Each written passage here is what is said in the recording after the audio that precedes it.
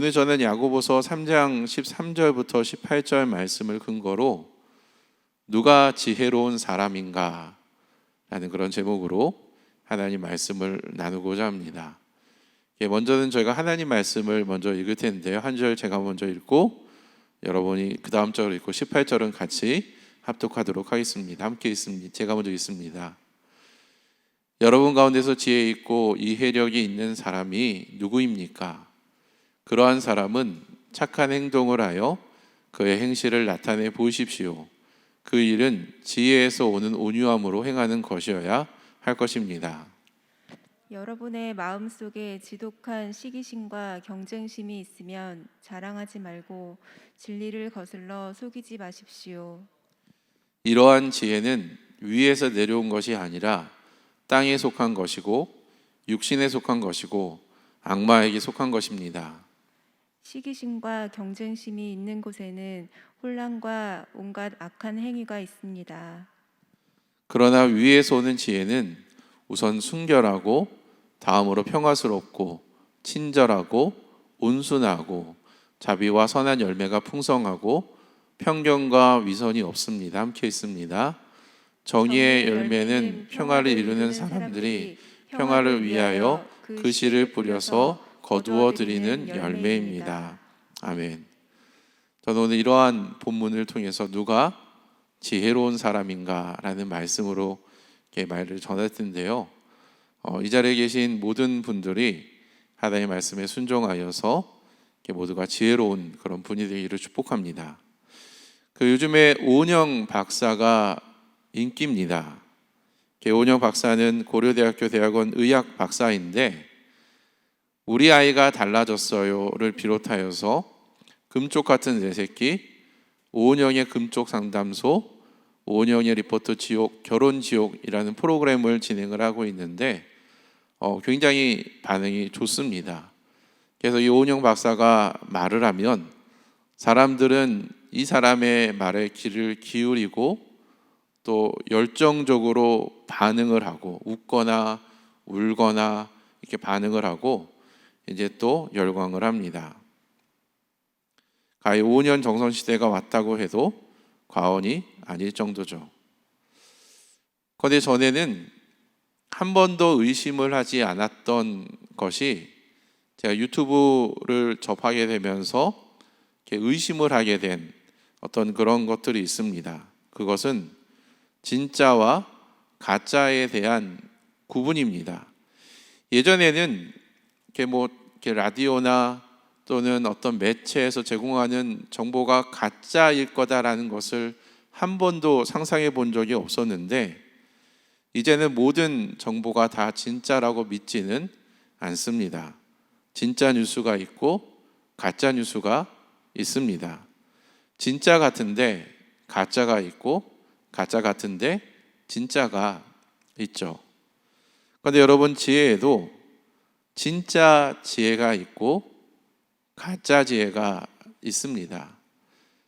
오늘 본문에서 야고보 사도는 이것을 땅에 속한 지혜와 하늘에 속한 지혜로 이렇게 표현을 했습니다. 땅에 속한 지혜와 하늘로부터 오는 지혜.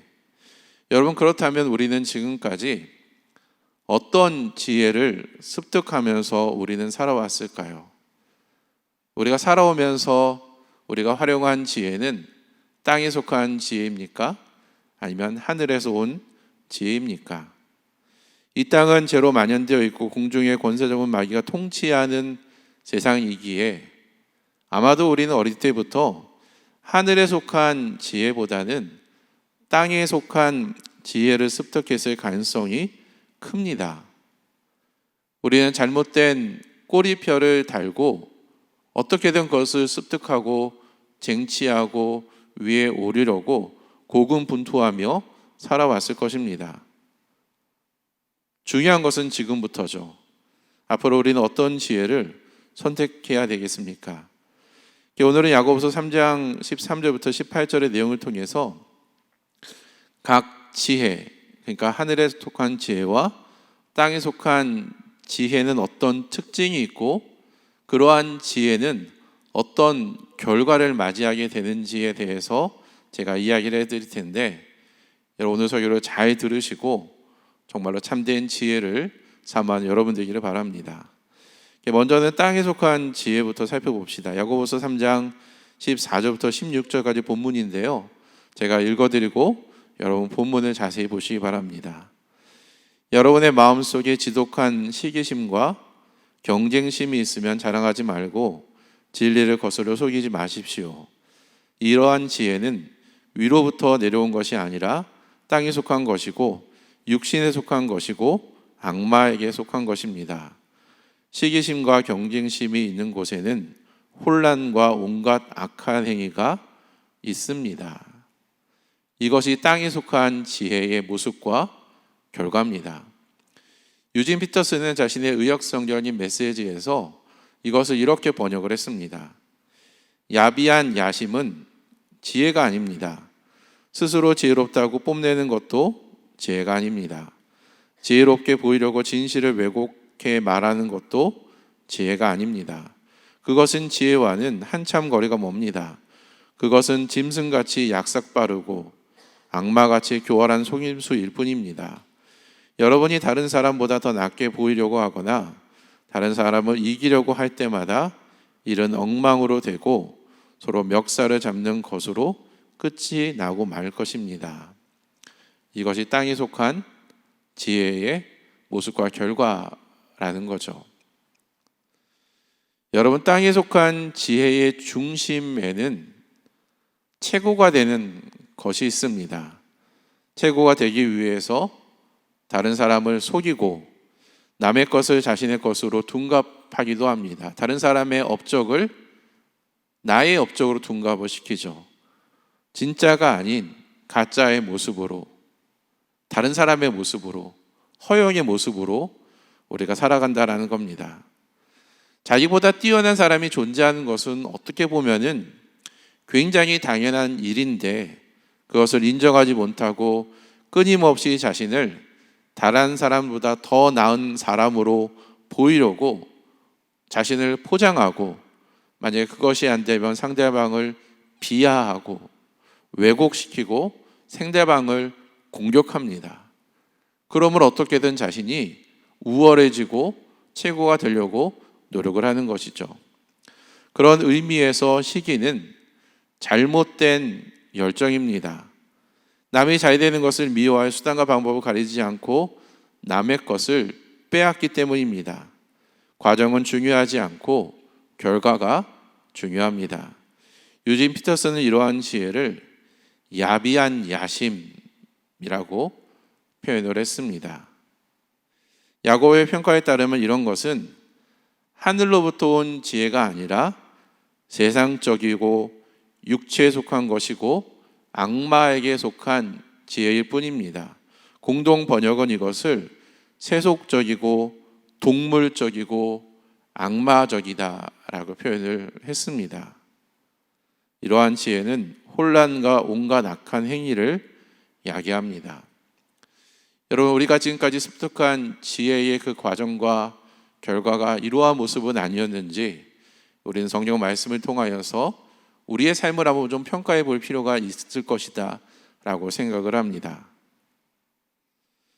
결론적으로 거짓 지혜는 부정한 상황을 만듭니다.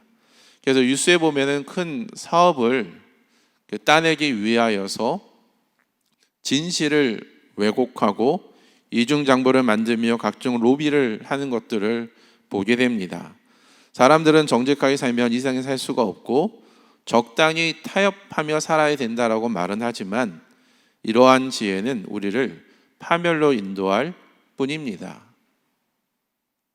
그런데 여러분, 교회 안에도 이러한 지혜, 땅에 속한 지혜가 교회에 침투해올 가능성이 있습니다. 목회가 우상이 되고 교회 성장이 교회의 목적이 된다면 땅에 속한 지혜를 우리는 활용할 수 있다라는 것이죠. 사역의 성과를 극대화하기 위하여서 교회 리더는 서로를 경쟁시킬 수가 있습니다. 마치 오디션의 그 프로그램처럼 서로를 경쟁시켜서 실력이 뛰어난 자를 치켜 세우고 만약에 실력이 부족하거나 실수한 사람은 무시하는 겁니다. 그럼 어떤 결과가 나오냐면 사람들은 무시를 받지 않고 자기가 최선을 다하려고 어떻게든 최선의 노력을, 자신의 모든 에너지를 끌어올리게 되죠. 그리고 동기나 과정을 무시하고 겉으로 드러나는 결과만 중요하게 여긴다면, 그러니까 잘못된 방법, 거짓을 사용하더라도 사에게 열매가 좋게 보이려고 포장을 한다면, 이러한 원리는 세상 성공의 원리이고 지극히 마귀적인 원리다라는 겁니다. 잠시 동안 그러한 가짜의 모습, 포항된 그러한 모습은 우리에게 기쁨과 성취감을 줄 수 있을지는 모르나 결국에는 공동체를 분열시키고 본질에서 이탈하도록 만듭니다. 이것이 땅에 속한 지혜의 모습이다라는 거예요. 그러나 하늘로 오는 지혜는 다릅니다. 하늘에서 오는 지혜는 어떤 특징이 있는지 17절과 18절 말씀 제가 한번 읽어드릴 때 자세히 한번 보시기 바랍니다. 그러나 위에서 오는 지혜는 우선 순결하고, 다음으로 평화스럽고 친절하고 온순하고 자비와 선한 열매가 풍성하고 평균과 위선이 없습니다. 정의의 열매는 평화를 이루는 사람들이 평화를 위하여 그 씨를 뿌려서 거두어 드리는 열매입니다. 이 본문의 의미를 좀 더 와닿게 이렇게 좀 표현하기 위하여서 유진 피터스는 이렇게 설명을 합니다. 참된 지혜, 하나님의 지혜는 거룩한 삶에서 시작됩니다. 참된 지혜의 특징은 다른 사람들과 평화롭게 지내는 것입니다. 참된 지혜는 온유하고 이치에 맞으며 자비와 축복이 넘칩니다. 하루는 뜨겁고 다음 날은 차갑거나 하지 않습니다. 겉과 속이 다르지 않습니다. 여러분이 서로 평화롭게 지내고 품위와 예를 갖춰 서로를 대하려 노력한다면 여러분은 하나님과 바른 관계를 맺고 사는 건강하고 튼튼한 공동체를 세우고 그 열매 또한 맛보게 될 것입니다.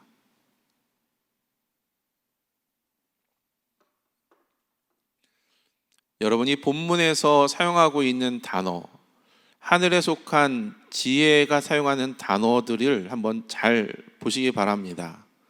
순결, 화평, 평화, 온순, 넘치는 자비, 선한 열매, 정의의 열매들, 바로 이러한 것이 하늘에서 오는 지혜의 열매들입니다. 이처럼 하늘로부터 오는 지혜는 긍정적인 상황을 만들죠. 아까 땅에 속한 지혜는 부정적인 상황을 만든다, 파멸과 혼란을 야기한다라고 얘기했는데, 하늘로부터 오는 지혜를 우리가 사모하고 그러한 지혜를 추구하면 우리의 삶 가운데는 긍정적인 효과가 일어나게 된다라는 겁니다. 좀 자세하게 순결로 표현된 단어는 죄가 없음 내지 순수함, 두 마음을 품지 않음을 의미합니다. 화평은 평화로움, 평온함, 그리고 평화로 번역된 단어는 친절함, 열린 마음, 그 다음에 온순이라는 단어는 순순히 따름, 순종함을 뜻합니다.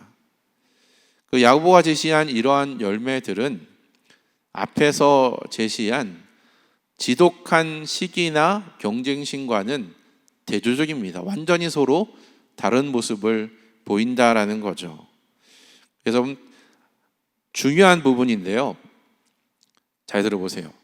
땅에 속한 지혜가 세상적이고 육신적이고 마귀적인 열매라면 하늘에서 오는 지혜는 하나님의 성품을 드러냅니다. 앞에서 언급한 땅에 속한 지혜가 말과 관련된 것이라면 하늘에서 오는 지혜는 행함과 관련이 있습니다. 제가 중요한 부분이기 때문에 한 번 더 말씀드리겠습니다. 땅에서 오는 지혜가 세상적이고 육신적이고 마귀적인 열매라면 하늘로부터 오는 지혜는 하나님의 성품을 드러내고, 땅에 속한 지혜가 말만 하는 거라면 하늘에서 오는 지혜는 행함으로 증명이 된다라는 것이죠. 이제 우리가 결정할 차례입니다. 우리는 땅에 속한 지혜와 하늘에서 오는 지혜 중에서 무엇이 참된 지혜인지를 우리는 잘 생각해 보고 내가 앞으로 어떠한 지혜를 사모하며 살아갈 것인가를 우리는 선택해야 됩니다.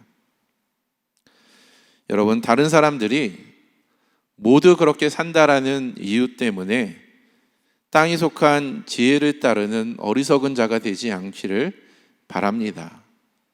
남들이 다 최고가 되기 위하여서 서로 싸우고 경쟁하고 어떻게든 내가 더 높은 자리, 더 많은 것을 소유하려고 싸운다면 뭐 다른 사람들이 그렇게 살기 때문에 나도 그렇게 살아야 되지 라는 식으로 반응하지 않기를 바란다라는 것입니다. 그리스도인들은 세상과 구별된 삶을 살아야 됩니다.